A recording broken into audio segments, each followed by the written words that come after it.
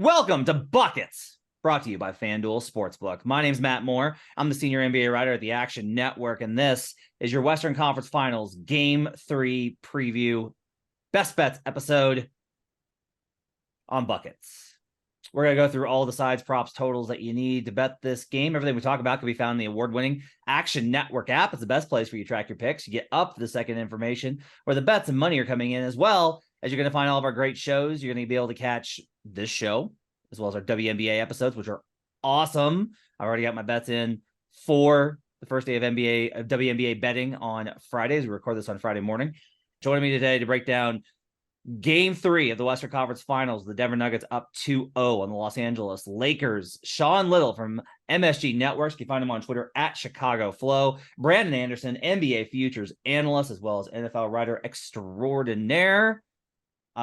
Fellas, the Lakers open at -5. They are currently -5 in the market. There are 5.5s in the market as well. The total in this game was at 223, moved to 222, overnight bumped back up. There's 223.5s in the market.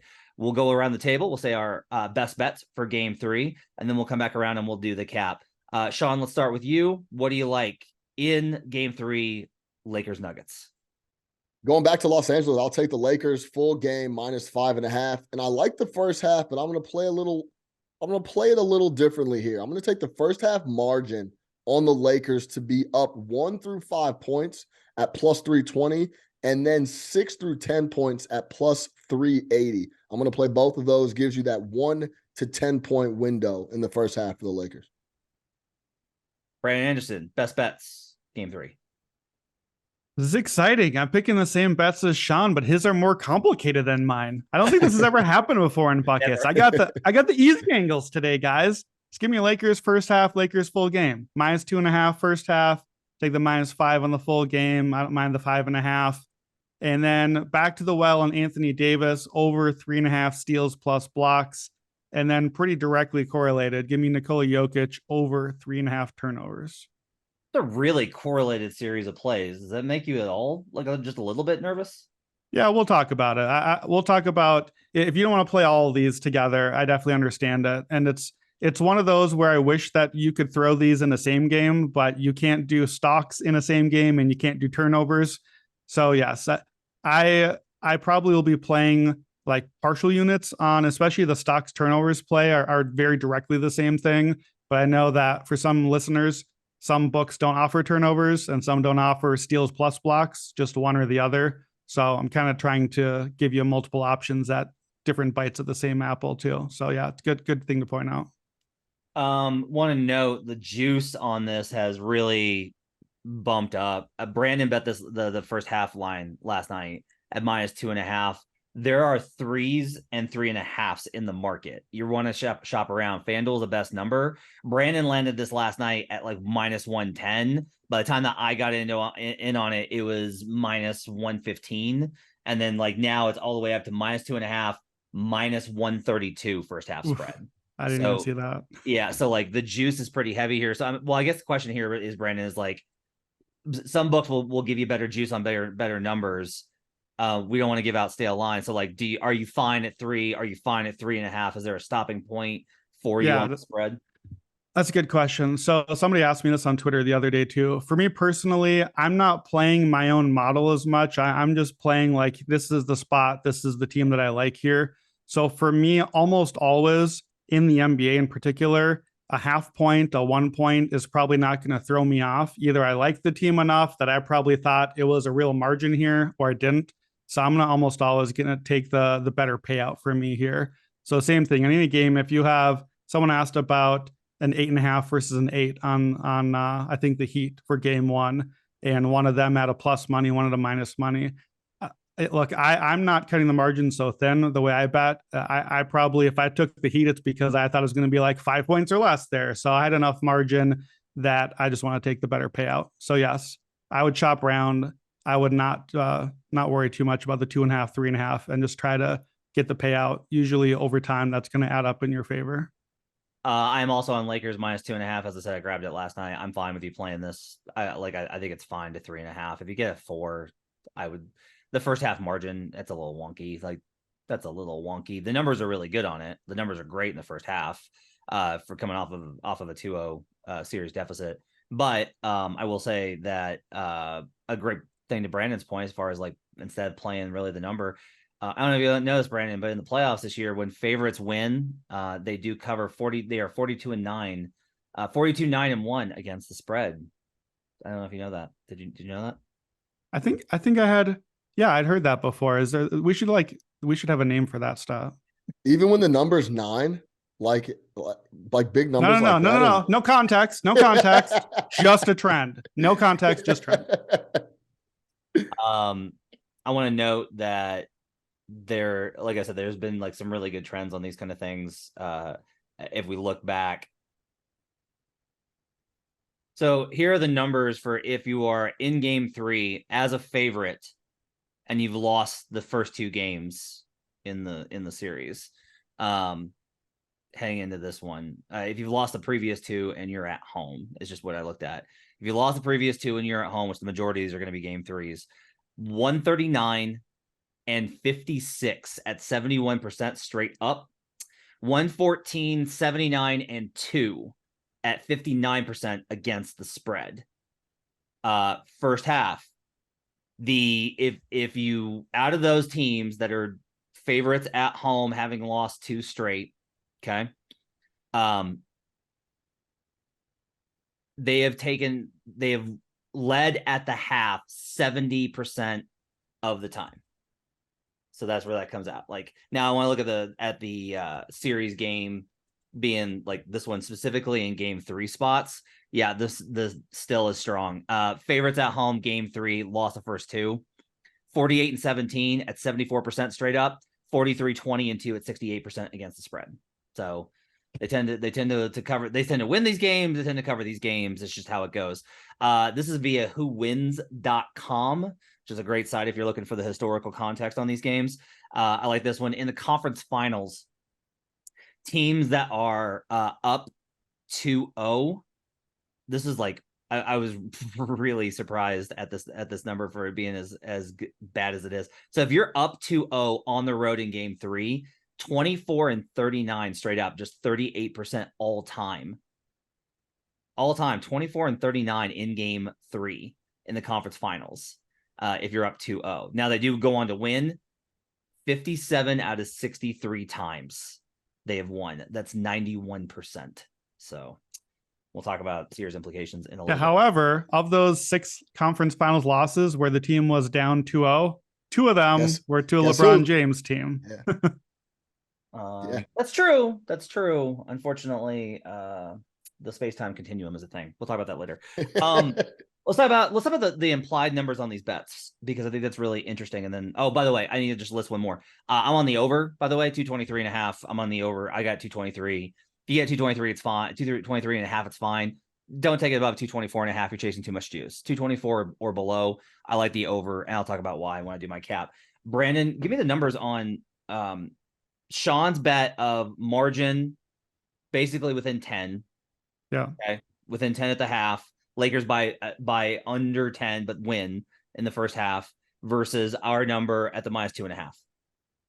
Yeah. So Sean, hit us with the 2 bets you made again. Give us the odds on both of those. Yeah. First half margin, Los Angeles Lakers in the first half. If they're up 1 to 5 points at +320, and then 6 through 10 points at +380, I'm going to take both of those. Okay. So here's the math I'm doing just to keep it easier for you. And a lot of folks ask about this. Go on our website, Action Network, go to the betting calculator, or it's on the app as well. I literally use this site or the app for it literally every day. Like, you have to use this, converting odds from implied percentages to the American odds, decimal odds if you're international. So basically what you got, Sean, is 1 to 5 is implied at 23.8%. 6 to 10 is an implied 20.8%. If you are doing one of these bets, and I do these a lot, where I'm like, okay, give me a couple outcomes here. What do I do to figure out what am I getting implied together? Convert it to percents, add it together, convert it back. So we converted to percents there. I told you those. Add it together, you're at 44.6%.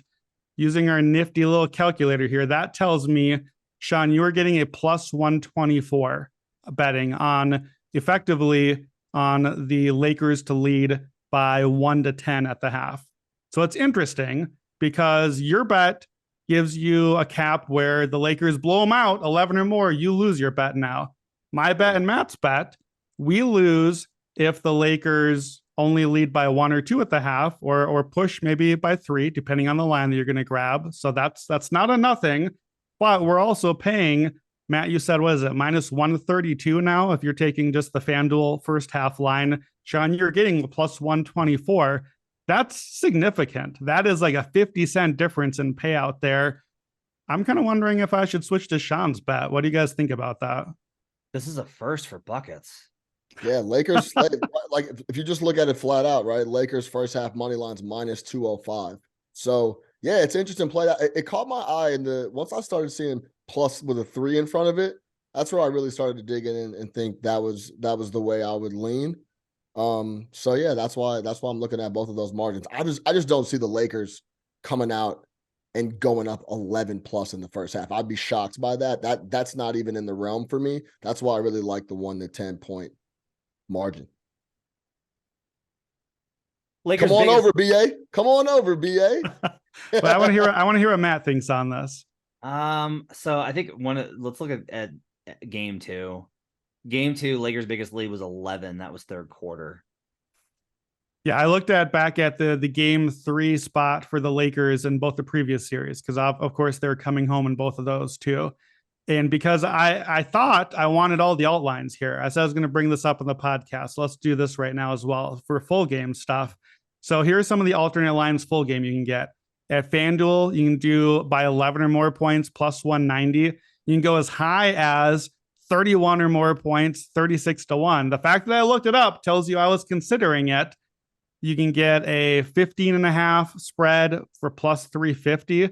I think that's probably my favorite of the alternates if you're going to do one. However, Denver's lost 3 times this postseason, guys. One of those losses was Minnesota, went to overtime. 2 of those losses were to Phoenix, when Devin Booker, I remind you, looked into the face of God and could not miss a shot, and Denver had a chance to tie in the final minute both games. So are we sure that we should be loading up this much on the Lakers? And are we sure they can really totally run them off the court? Because Denver effectively is unbeaten or taking a game to at least the final minute with a chance to win. That made me almost rethink even the -5 here. I'm not too worried about it because the Matt Mitchell stat, but I don't know if I really want to go on the alts here. And I think that's why I like Sean's idea a little bit more, because Denver has just been too good. Even last night, the Lakers felt like they should have been up like 15. If this is the Warriors, my Warriors, the Lakers would have been up like 25 at the half, and the game is cooked and we're done. That's what it was. That's the game we were watching. And instead, the Nuggets hung just enough and then made their run. It's a different level of team. Denver is just better, and I don't know if they can get blown out here. Yeah, I mean, that's kind of the question here. I think honestly, here would be where I would start with you. This is like shifting it to a more of a narrative discussion, but it's a basketball question. Is like, who do you think is better, the Lakers or the Suns? Like, that's a question I think you need to answer, because the Suns were not able to get distance on the Nuggets. The Nuggets were just always there. Like, no matter, like, Devin Booker's scoring, like you said, I love that, looked into the face of God. Like, all this stuff doesn't matter. The Nuggets are just like, yep, no problem, we're here. And like, I got to be honest with you, like, Denver shot poorly in game 2. Now, I thought they would. I like the under, right? So like, yeah, I'm doing the same thing in both conference final series, where I went over game 1. I'm coming back under in game 2. I'm going back over in game 3. And like, spoiler alert, I'm going to do the exact same thing with Boston and Miami. Based off of how I see the adjustments and the shooting variance, kind of like, not trying to predict shooting variance because it's variant by its design, but like watching the flow of the series. I mean, look, I think that, I don't know. My question, Brandon, on trying to figure out which angle of the play on the first half is like, what do we think the chances are that the Nuggets just lead? Right? Because like, that's going to factor into some of this, where we're like, both of us are on the same side of this, but that's some of the risk here, is just like, it could just lose outright.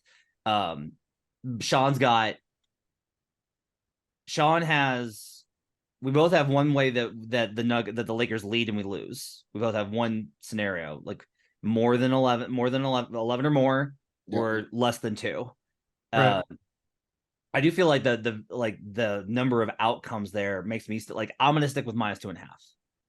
Like I feel okay on that just because I'm like, look, Yeah, I mean, this is one of those spots where the Lakers are up a dozen, and I'm like, I was doing too much. What the fuck was I right. doing? I should have taken minus two and a Got too half. What cute. am I? Yeah. I was trying to get cute, and that's where I'm at. But I just, but like you just laid out, Matt, the Denver is good enough that I just don't see the Lakers blowing their doors off to come out in the game. I do like one of the big reasons I like the first half is flat out because LeBron James is going to have the energy that he needs to go to the rack. Nine of his 11 first shots were in the paint in game two. And then he had 6 straight going to the rack in the paint. And then that faded. After that, he started shooting jump shots. I thought a big critical point in game two was when he flopped out of bounds. Well, we had the goaltend where they were going to go up into the fourth quarter up 5. They ended up going in up 3. And then LeBron draws the foul on the flop, goes down, shoots an ill-advised 3. They go down. He comes right back down and shoots an ill-advised 3 again.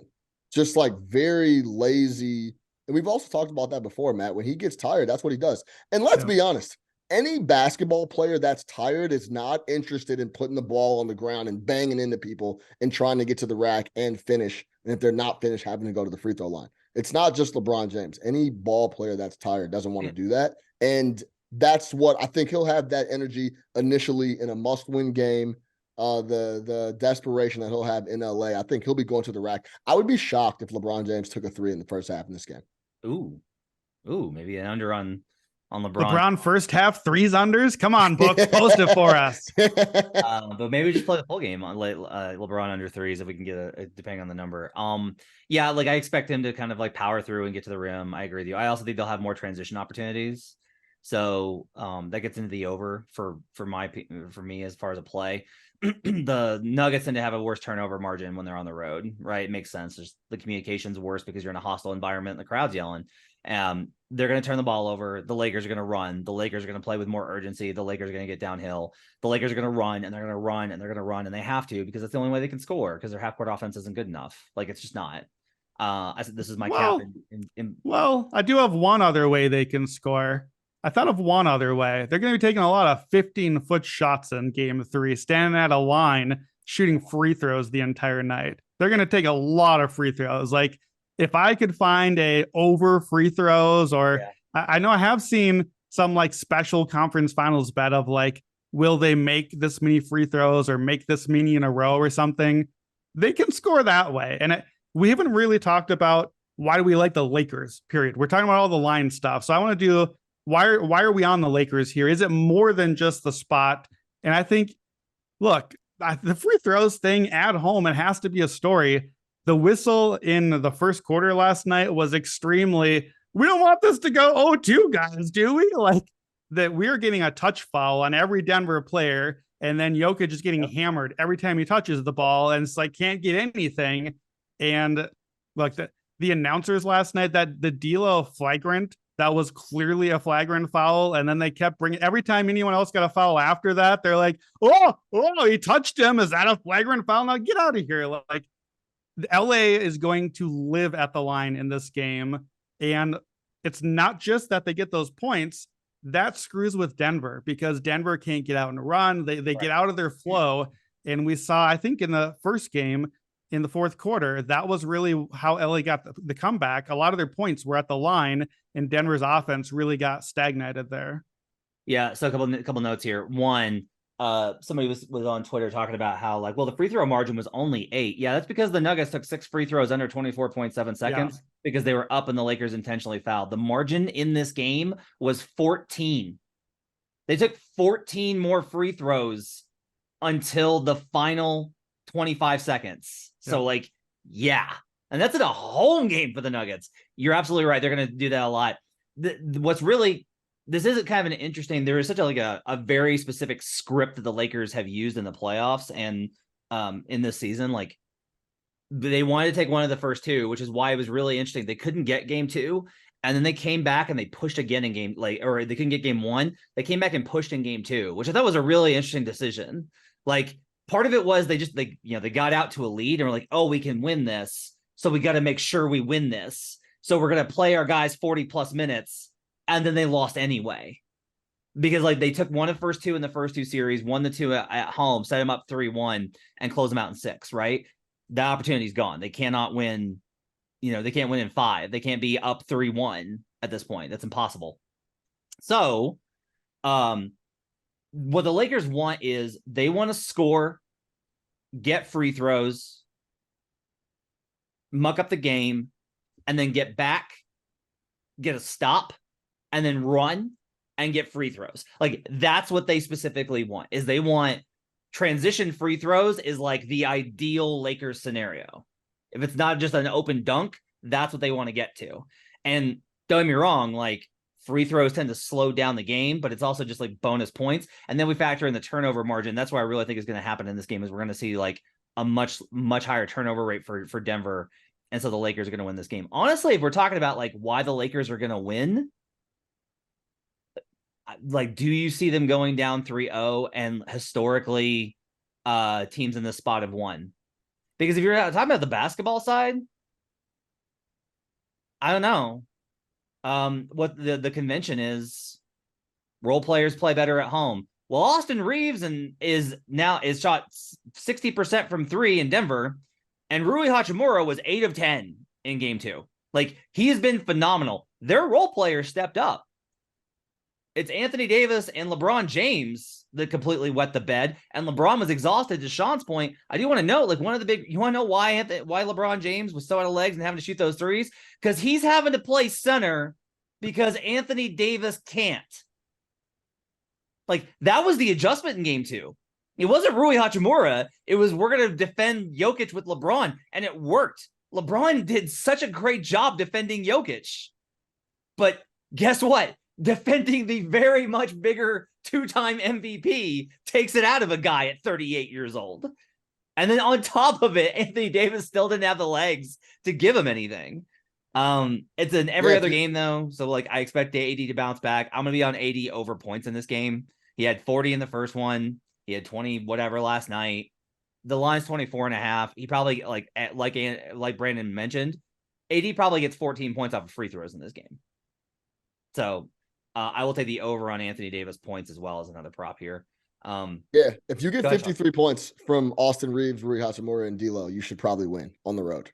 Like, there's absolutely no discussion about that, right? So, like you said, they did show up on the road in a spot, and that's a game that they should have got. But to go back to Jokic, since that fourth quarter in game 1, he's 9 of 23 from the floor. So he is getting bothered on offense. It was free cheese in the first 3 quarters of that game 1. He was doing any and everything he wanted. As soon as they made AD the roamer and have been rotating Bron, Rui, and anyone else on the Jokic, it has helped. But it's clear Jokic is getting bothered on offense a little bit. I mean, you can shake your head, man. I just think that it's everything was coming very easy. It's not coming as easy. And I would be very interested to see how that game down the stretch played out if Jamal Murray doesn't start hitting really, really tough shots. And credit to him, he was knocking down big time jumpers. But are we doing the moral victories thing? Can we do over? No. I'm not doing the moral victory thing. I'm not doing, the Lakers should have won a game. I'm not doing that. But at the end of the day, everyone was gassed except Jamal Murray in that fourth. He came up big, knocked things down. I think the Lakers are going to go home and take care of business. To your point, Sean, Jokic in the 2 fourth quarters for the series is 0 of 6 from the field. He has 3 points, 4 rebounds, 5 assists. In 2 fourth quarters, he has 4 fouls and 5 turnovers. Those are tired mistakes. Yeah. And they've won the games. So we don't have to slander him for it. It's not slander, but it matters.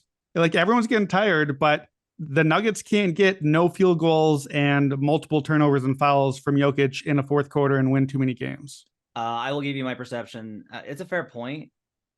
I'm going to give you my perception as somebody that's covered the length of Nikola Jokic's career. I don't agree. Jokic, do you guys remember the Portland 2019 series at all?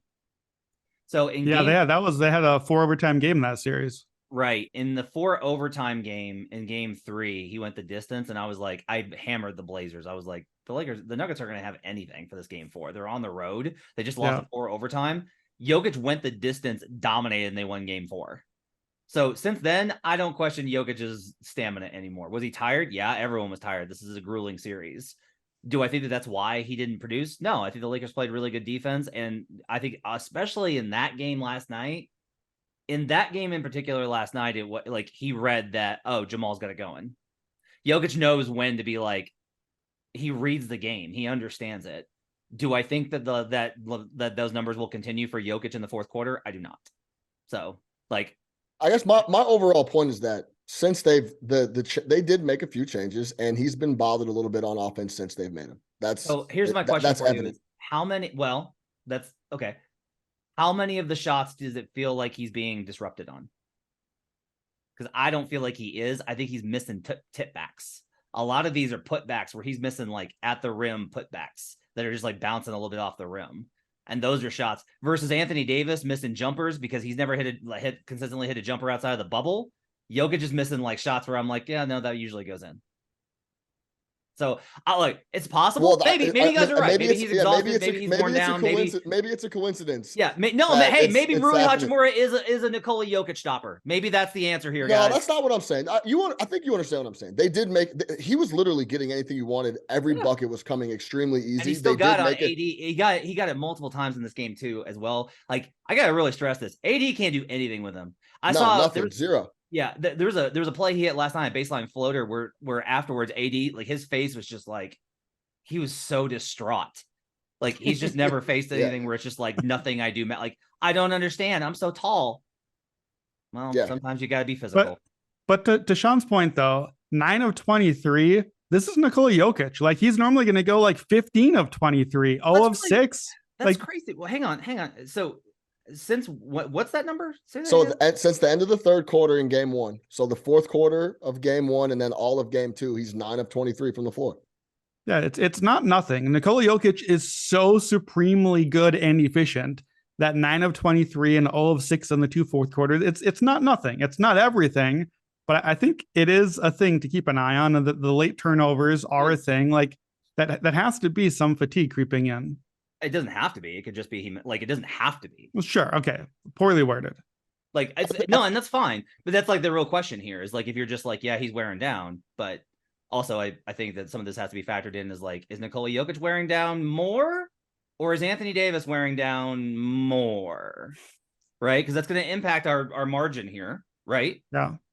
So I think the other question here is like, this is actually really fascinating because you're thinking about the fourth quarters. Like, he was 0 of 6. He was 9 of 17 going into that fourth quarter, or 0 of 4. I'm sorry, going into that fourth quarter, and ended up he was 9 of 17, so he was still over 50% in this game again, and then he goes 0 of 4 in the fourth quarter. I guess, like, do you think that I'll ask you though, Brandon, because this impacts our margin. Do you think that Nikola Jokic continues to struggle in the fourth quarters? Well, I wonder if he'll even play much in the fourth quarter in this game because of the cap that we're on the Lakers. So I'm not necessarily sure that is a thing I need to take into a huge account here. I think the fact that he didn't take many shots in the fourth quarter is not a worry to me. Zero worry. That is 100% the Klay Thompson memorial. Jamal is cooking, get him the ball and get out of the way. Like, Steph, Jokic, they know what's happening. When the shots are going in, you get the other guy the ball and get out of the way. It doesn't matter how good that you are. So that's not a worry to me. The 0 of 6 field goal sounds very bad. To me, the 5 turnovers, 4 fouls thing stands out a little bit more to me, because to me, turnovers and fouls are tired mistakes, especially when they're not happening earlier in the game. They don't have to be that, but both the fourth quarters, he's had multiple turnovers, multiple fouls. So let me segue into, I brought up the Jokic turnover. That's one of my props here. So you make a quick case for both of these. And I want you guys to help me, because I think you're right, Matt. I probably should play one of these, not both of them. And I'm not positive which one. So Jokic over 3.5 turnovers. Sounds like a lot. He's had 5 both games. So we're going to have to pay juice on this one. It's minus 150 most places. But last 6 games, Jokic is at 4.7 turnovers a game. He's had over this number 4 or more in all but one of the 6. So 5 times he's hit this. So that's that one. On the other side, you got Anthony Davis stocks, steals plus blocks. I don't want them separate. We're getting some weird calls by the refs here. So giving them together over 3.5, 2 games in a row, 5 stocks, both games. He had 1 steal, 4 blocks in this one. He's had 3 games of 5 stocks against Denver this year. He's over 3.5 in 11 out of 14 playoff games now, 79%, and 7 of the last 8. So here's my question. I'm a little concerned about playing both of these because if Davis doesn't get any steals and blocks, there's a decent chance Jokic didn't turn it over. They might be correlated because he's probably stealing off of them. So I think playing both is maybe not great. My other concern is I looked for a lot of props in this game. I looked at a lot of angles. There's a lot of interesting things happening, but I mostly play overs overall, and I don't want many overs in this game because I'm worried that guys might just not be playing near the end, and that screws all your overs up.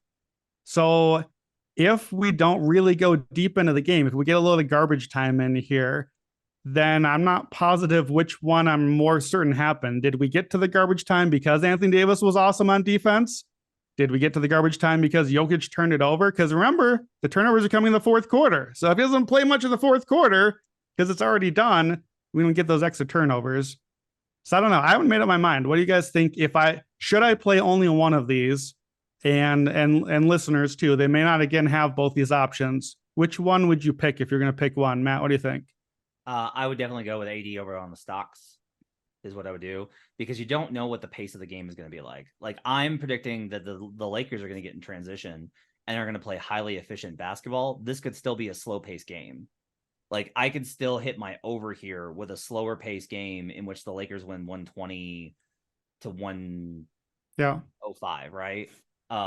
So like there's all these kind of opportunities for them to play a hyper efficient game because the Nuggets turn the ball over, dominate Denver, but it's only pace is interesting because we think of it in like a combined flow, but it's like if the Lakers play at a fast pace and the Nuggets play at a slow pace, then we come out at like a pretty average on the entirety. I'll also tell you, like, I just think AD is just going to rack up these random ones. Like, he just racks them up. He just grabs like a random steal, a random block on a loose ball. Like, he's gotten a few like random blocks on just like put back attempts by AG or whatever.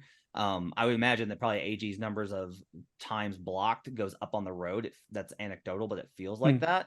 So I kind of like that one more. What I would say though is, like, you can same game this because Nikola Jokic is 9 of 23 in the last 5 quarters in a terrible series for him, up 2-0. You guys can go ahead but no, I'm serious. I am serious on this because I may play this. Why don't you play the Nikola Jokic under on points? Because if they're defending him the way that he is, he's going to look to pass. They've also started doubling him. That means more, like, he'll shoot less. Plus you have the blowout factor. The number's 28.5, Brandon. That's really high. That's above.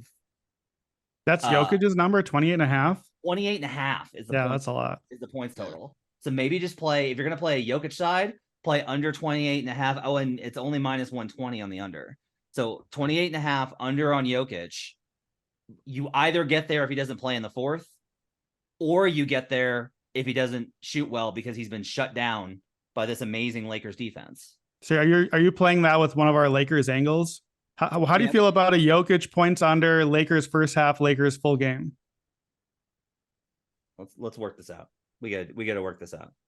That's about as correlated as it gets. So yeah, right. Because again, I would have had a number ready for the Anthony Davis stocks same game or the Jokic turnover same game, but I haven't found any books that allow either one of those to throw into a same game. Lakers first half money line, Lakers full game money line, Jokic under 28.5 is plus 205. That's not bad. I definitely feel, anecdotally, I have to check the numbers on it, but it feels so far in the playoffs like Mike Porter Jr. and Aaron Gordon have both not shown up on the road as much as they have at home. Like, that's the role player thing for Denver. Yep. So if they're not showing up and Jamal is still sick, which he is, and Jamal does not hit all the jumpers in the fourth quarter, don't forget he was not hitting shots in the first 3 quarters. Yeah. That's my only concern is Nikola is just going to start. If he ain't nobody else showed up tonight, I guess it's me. I'm a little concerned that he's just going to start firing shots up because we've seen him do that a few times. So that's my only concern on the under here. But if he does go under, it's hard to imagine the Lakers not rolling here. Yeah, but 9 of 23, right? You're really bothered by this. Yeah, Matt, you're killing us on this. It's just, listen, they made an adjustment. They made an adjustment. They took AD isn't seeing Jokic as much. he's not shooting as well. It's just an observation that's been happening. Yeah, my thing is, here's my problem with is have the real reason I'm itchy about it is because I've covered Nikola's career, and if anybody like, here's a question: is like if anybody's gonna bother him, like you're saying, like, well, AD can't do anything, but the Lakers, okay, that's my thing. Is like you're telling me that the best defenders, Rudy Gobert can't do it, Anthony Davis can't do it, but they're Well, they have AD roaming and hanging around. It's one of those things where he's sure. I bothering get it. I've done Jokic's next move. Yeah, I've done the tape on it, but my thing is like when I've rewatched, I don't the tape doesn't really show this. Is kind of what I'm trying to tell you. Like that's Okay. what I'm doing. But I am also telling you, even if I'm wrong, let's say I'm wrong and you're right that like the Lakers have found something that's successful. That's a less exacerbating way to say it. Like if you're right, you definitely need to be betting it, right? Because like the books are going to account for the excitement and hype on Jokic, and he had a massive first game outside of that fourth quarter. And so that we've got this 28.5, like, shouldn't that be like a really strong play if we believe that the Lakers have really figured out a way to slow down Jokic? Brandon? I mean, it definitely makes a lot of sense. And I think, too, another easy way to hit the under here, we haven't had the Nikola Jokic foul game yet. Yeah. And maybe we're just not going to. But boy, if we're going to have it, game 3 certainly looks like the spot for it. Like, I actually looked at it, just some Bruce Brown over, because it, like, we saw MPJ get in foul trouble. We saw KCP foul trouble. It feels like whoever the foul trouble is, somebody goes out early, it's Bruce Brown. That's the only answer. Somebody that's coming in, it's Bruce. So I looked for like Bruce Brown actually had 12 rebounding chances and 8 potential assists in game 2, both really high compared to his usual because he played a lot of minutes. So again, I'm not looking to play overs here, but if you like the foul angle, Bruce Brown to come in and have to play a lot because somebody else got in the foul trouble, I think is a way to go. So yeah, I get it with Jokic. I think the foul trouble is another way to play it. I want to talk series a little bit. I'm just curious if you guys think, like, are we done here? The Nuggets are up 2-0. Is this a wrap? And like, how much chance do you give the Lakers still to come back and make this a series? John, I'll let you go first. Yeah, I mean, I picked the Nuggets coming in -160. I took them for the series at -160, and I took them in 7. I want to say it was like +215 or something. I can't say it's over yet. I could see the Lakers winning both of these games here at home, and then we really buckle in. But overall, I think this game in, game out day, every other day is really going to wear down the Lakers before it wears down Denver. Denver's deeper, better overall squad. I like Denver. I think Denver's going to win the series. It's not over yet, but I think Denver wins the series. I like Denver -1.5. I still like Denver -1.5. I think if you thought coming in, so after game 1, I said if you bet the Lakers, you should feel good. I said if you bet the Nuggets, you should feel good. The national media felt that you should feel bad because the Nuggets won a game. I think after this one, if you felt really confident in the Lakers, you should probably be like, I'm in trouble. Like the numbers just say that the teams in the spot win. It's 57-6 in the conference finals. That's the number if you go up 2-0. It's 57-6. And Brandon mentioned, like, yeah, but when LeBron plays, and it's true, my only problem is, like, I did a lot of this in our deep dive on Action Network. So many times, the context of those series is different. Where either, like, you know, when LeBron's done it, one, that was like 15 years ago, right, with the Pistons. 16 years ago, and the other one was the Warriors series, which, like, we just need to put the Warriors series in a little glass bottle and put it aside. Like, it was the most amazing comeback in NBA history. It is literally the best comeback in NBA, and maybe in sports history. That's the greatest comeback in NBA history. LeBron James has the greatest comeback in NBA history, Brandon. And so I think you got to put that one aside. The other thing is just, like, if we take the names off the jerseys here and we look at, like, production, efficiency, 4 factors, all of these things, what are we doing? Like, what are we doing? Like, if it wasn't the Lakers, what are these numbers today? Right? That said, the Nuggets are really bad on the road. Right? So if you're looking for a spot, if you didn't bet Nuggets before the series because you were either like, I want to see how it goes, or you bet Lakers and now you're trying to get out of it, just wait. Just wait. They can't adjust enough in game 3. Game 4 is, I think, is it's not going to decide the series, because I think the Nuggets can still win in 7 and they can still win in 6. Like, I think they can lose game 4 because they're going to lose game 3. They can lose these next 2 and still beat them like they did Phoenix, or win in 7. I think both of those are very much on the table. Like, if the Lakers win 3 and 4, the Lakers are not absolutely winning the series, but you'll get a much better price on the Nuggets if the Lakers win games 3 and 4. And those are very possible. My feeling, this is gut check. My feeling is the Nuggets lose game 3 and they win game 4. And it's 3-1. And everyone's like, oh. And then I actually kind of think the Nuggets might lose game 5 and then close them out in 6. But like, I that's kind of my read on it, Brandon. Is now, I do want to be clear on this. This is not me trolling you guys. I'm being very serious. If you're like, they have figured out something on Jokic, that needs to drastically impact your cap, because Jamal can't carry them. MPJ can't carry them. Aaron Gordon's not a factor. KCP will have another game. Bruce Brown's going to be bad on the road. Jeff Green's going to be a -16 in game 3. I'll just tell you right now, if I could bet plus minus, I would take alts on Jeff Green, alternate under on plus minus.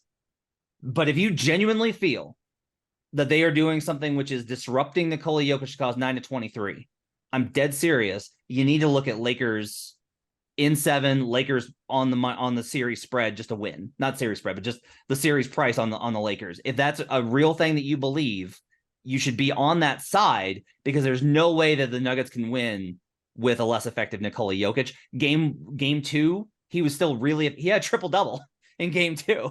He was shooting 9 of 17 going into the 4th, right? They're dominating in his minutes. His plus minus in the series is great, right? But if you think that they're wearing him out and winning that battle, you should look at Lakers to win the series outright, Brandon. Yeah, but I think the important distinction there is, I think that the Nuggets can win with a less effective scoring Jokic. And I think that that's all that we're saying here is, like, he can still dominate on the glass, which he's been incredible on the glass in the series. He can dominate with assists. He can control the game, still be not God level efficient Jokic, still scores 20 points a game on like Embiid level efficiency. Yeah, I said it. And still be good because he does all the other stuff that an MVP, yeah, I said it, does in that spot. So yeah, I ask with the series, because we've seen a lot of series, guys. All of us can think of plenty of options where the home team went up 2-0. We thought it was done. They looked invincible. And that's not how the series go all the time. You know, like, they come home, suddenly the Lakers win game 3, maybe the Lakers win game 4. Like, this is not the series didn't start till the home team lost thing. But there are plenty of times in NBA history where the home team looks invincible through 2 games, but there's a long way to go. Yes? There are 21 times in all of NBA history where there has been 2-0 and the team with home court lost. There have been, like I said, 6 times in NBA history that a conference finals. Yeah, again, I'm not saying that the teams go down 2-0 and always come back, but I think it's different than saying the series is a wrap. That's all. Yeah, for sure. I think it's tempting to put a bow on it and just be like, well, I like the Nuggets and now they've won the 2 games and they're a wrap here. That said, my numbers, I have 84% Denver to win the series, Los Angeles 16%. That's actually lower, Matt, than the number you said. I looked it up. The 57-6 is 90%. So I'm actually giving the Lakers more credit than the historical percentage here. That's just the math. I have most likely outcome at this point. Nuggets in 5 is 32% for me. Second most likely is Nuggets in 7, very slightly over Nuggets in 6. The fourth most likely is Nuggets sweep. And then you get to the Lakers outcomes after that. So that being said, the universe is not ready for the Los Angeles Lakers to get swept. Now, I would not bet the sweep. Normally in this spot, I would look for the sweep, the way that I feel about the Nuggets in the series, but I don't want it with LeBron's been swept twice, both times in the finals, both by vastly superior teams. So I don't think that's happening here. I will say this, two ways to play the series. If you want to play a Nuggets series angle, if you want to play it now, Lakers to win game 3, Nuggets to win the series, you get basically at even money. It's -105. That puts it at, what is that, about like 52-53% implied. I have that closer to 59%. So I have a margin there. I think the most likely of all the games left in the series, the game I'm most confident in a team winning, it is the Lakers in game 3, despite how much I like the Nuggets overall. I think the better way to play it is to wait for the Lakers to win this game 3, and then we'll be on. But then all these numbers will adjust, and I think I'll just take Nuggets in 5. I disagree with you, Matt. I think the Nuggets do win game 4, or at least can win that one. And then this team has proven to me that they're just going to go finish the job after that.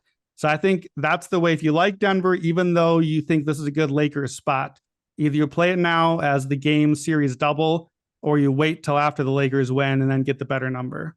Nuggets series spread right now is -1.5, -170. The fact that that is so, that's actually lower juiced to me, not lower juice. The fact of where that juice is at, with it being 2-0, if you take the names off of the jerseys and it's a 2-0 series, this is a -2.5 line, probably, at like maybe a plus number.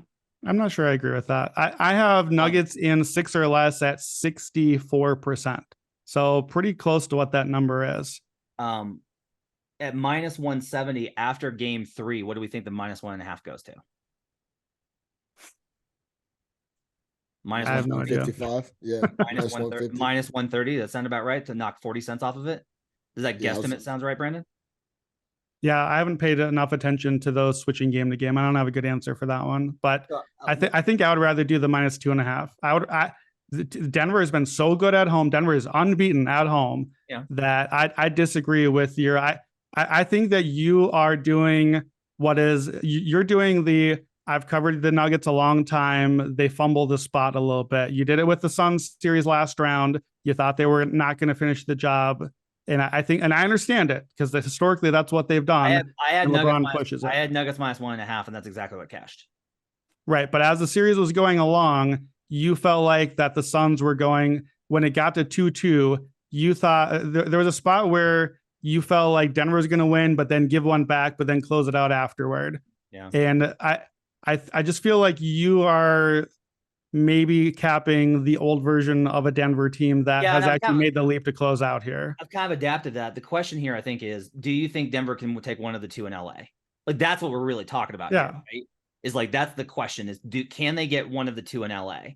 And I definitely think that they can. That my thing is that the -1.5, it's not a Nuggets and 6 play, right? It's -1.5. It's basically saying the Nuggets can get 3 and 5. Lakers could lose. Denver could lose 2 in a row, then win 2 in a row, and still win in 6. Right. So they can. The -1.5 says they can get 4 and 5. They can get 5 and 6. They can get 4 and 6. All 3 of those are covered by the -1.5. Again, you should wait until after game 3. But does that make sense, Brandon? For like why it does? I think what I'm trying to say, and you're kind of saying the same thing. I think the -1.5 is you're leaving. We all agree a sweep is not going to happen, and we all agree and are betting on the Lakers to win game 3. So betting a -1.5 right now is not an advantageous way to play it, because we're paying for extra outs that none of us expect to happen. That's all. If this is 2-2, do we feel like the Lakers are live? If this is 2-2, I am hammering game 5 Denver, just like I did against Phoenix. Okay. Do we feel like the Lakers? Do we feel like the Lakers series price is going to be valuable if it's 2-2? No, Denver. I was gonna say, yeah, it's gonna be Denver's gonna be a valuable number. People love to bet the Lakers. I think when we were going back to like, what's the -1.5 series price? What's it gonna look like? If the Lakers have a monster game 3, it'll be that since 10-20 cents may come off just because of it's an impressive performance by the Lakers. It's gonna be a lot of extra outside noise depending on how this game 3 looks. And BA, don't worry about it. I'll bet Jokic for us under 28.5, and then he'll score. And then listen, look, he'll score 28, and me and you will go get some grub on Jokic, and then Matt Moore will be on full tilt because it was like a 28, 15, and 11 on 10 of 16, but we cashed the under 28. Hey, I'm with you. I'm gonna bet the under as well, because I think the foul trouble and the foul trouble plus garbage time cap for Brandon, that's really sharp. So if you guys are right on the defense thing, we get there. If it's garbage time, we get there. If it's foul trouble, we get there. Like, we have so many angles for 28.5 under. That number's preposterously high. Like, yeah. I'm with you. I am as a basketball person a little annoyed at the fact that, like, no matter what happens, it seems like, yeah, man, can you believe what the Lakers did? It's like you're kind of with us, Matt. I would say you're like 9/23 of the way with us, right? Like 9 out of 23 of the way with us on Jokic. By the way, Brandon, does this influence you? Does this influence you at all? Nuggets minus 2.5 on the series spread is only plus 120. It's plus 120. I have that at 44%. So that's actually right at my number, basically. So no. I mean, it's a solid bet, but like I think that's the question, is like you're not getting again, I don't want to play any of these. If you just listen to this like 4 hours of us talking about Lakers and Nuggets, sorry to David Payne and Matt Mitchell, like we all are on the Lakers for this game. We're all over the Lakers in this game. So don't bet any of the series spreads if you think that the team that is on the other side of the spread is about to win the game. That's just not a good bet. We're betting against ourselves. So bet all the things we're talking about, bet them after the game. All right, that's going to do it for Buckets. Thanks for joining us. You can catch Sean Little on Twitter at Chicago Flow. You can catch Brandon Anderson on Twitter at Wheaton Branham. And thanks, David Payne, our producer. We are done for the week, but we'll be back on Sunday night getting you set for the next Denver Nuggets game versus the Los Angeles Lakers in Game 4. And then we'll have best bets throughout the week on the Eastern Conference Finals as well as WNBA. Go check out the WNBA episodes. It's such a soft market. Go check those out. Leave us a 5-star review. You can win pro subscription or merch. Thanks for joining us. We'll see you guys again next time. Let's get buckets.